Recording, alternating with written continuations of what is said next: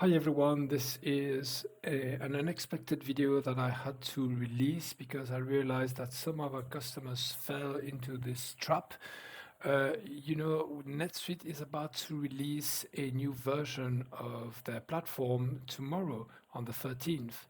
So people who have administrator roles and who are given task of importing data or doing like scripts and workflows, they will see now on their menu on the role that they can choose to log on to their system. They will find a new environment called whatever the company name is, plus an RP. So the letter R and the letter P. This is for release preview. Now, this is a free environment that NetSuite doesn't communicate to you on.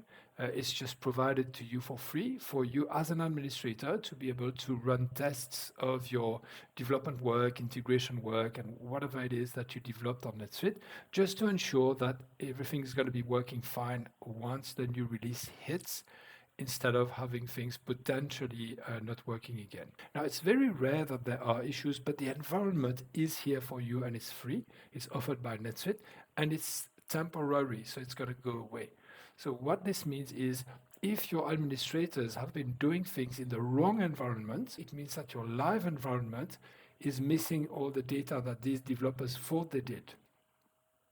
So what some people ask me to do is to basically go on these release preview environment and remove these administrators from there. So I believe you should also be doing this if you want to prevent administrators from doing work on the wrong platform, or you should at least pass the message over to them so that they are aware of this and they can make sure that they're not doing work on the wrong environment of NetSuite.